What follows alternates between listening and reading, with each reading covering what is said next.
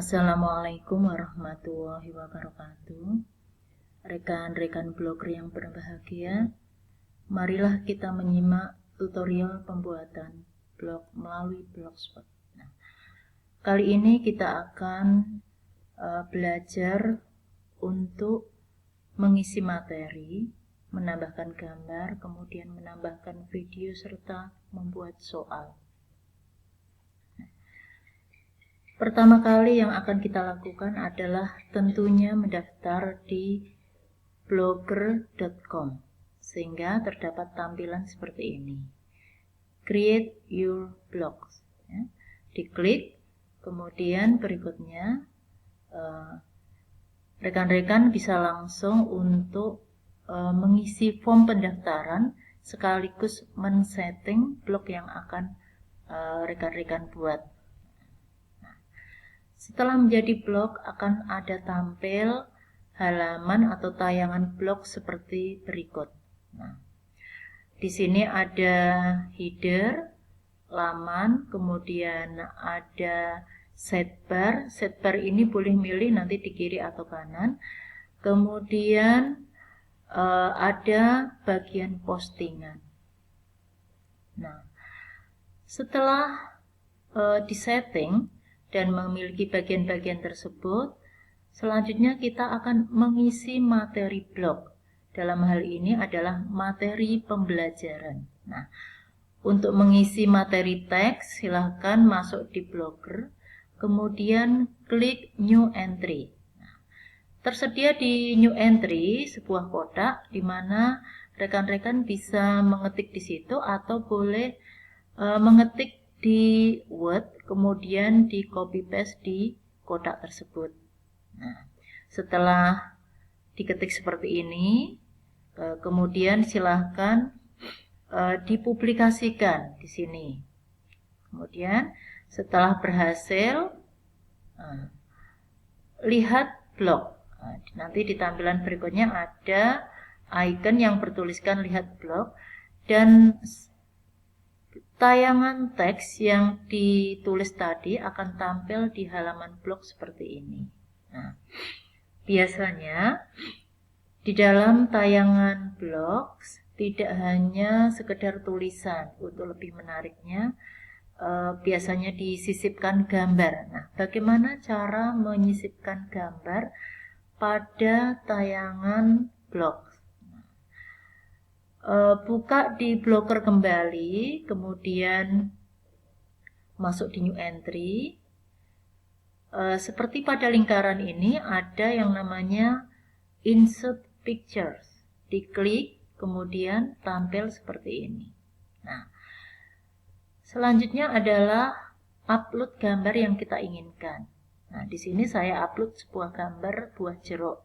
Nah, setelah gambar tampil, add selected. Kemudian dipublikasikan dan akhirnya tampil di halaman blog seperti pada gambar. Selanjutnya, kita akan menyisipkan video di dalam materi pembelajaran di blog. Materi pembelajaran di blog, videonya bisa dibuat berdasarkan aplikasi yang sudah tersedia, yaitu PowerPoint atau langsung blog yang direkam melalui Screencast-O-Matic. Nah, ini saya membuat video SOM atau Screencast-O-Matic melalui aplikasi PowerPoint. Jadi ini kita bikin PowerPoint lengkap. Setelah lengkap, kemudian kita rekam melalui Screencast-O-Matic dan akhirnya seperti ini.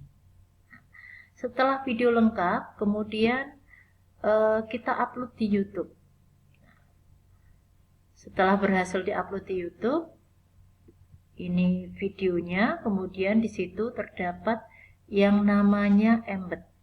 Nah, embed ini merupakan kode HTML yang akan kita selipkan, kita sisipkan di kotak New Entry. Sebelumnya kita klik HTML dulu, kemudian sisipkan di antara HTML teks yang lainnya atau di dalam kotak HTML. Dalam hal ini nanti kita akan menyelipkan URL sematan file. Kemudian ada embed dari YouTube yang tadi, kemudian juga ada embed soal dari Prof. Setelah embed video kita selipkan di kotak HTML pada new entry, nah, akhirnya tampil di halaman blog seperti pada gambar. Jadi siswa kita kalau ingin belajar bisa mengklik di tanda segitiga ini, kemudian mereka akan belajar melalui video yang kita sediakan. Setelah terselip video, kemudian kita akan menyediakan pula soal ulangan untuk siswa-siswa kita. Ya. Jadi soal ulangan itu saya buat melalui Prof.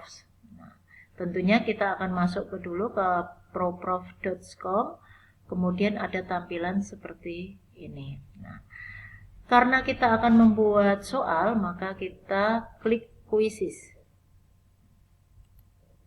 Setelah itu ada tampilan seperti ini. Ya. Tersedia beberapa pilihan materi yang akan kita tuliskan. Ada create score quiz, create personality quiz, kemudian create using question banks. Nah, karena kita mau membuat soal, maka klik create score quiz. Nah, selanjutnya tampil seperti ini. Kita klik di sini, kemudian tuliskan judul kuis yang akan kita tayangkan, kita gunakan. Kemudian di sini instruksi dari soal tersebut.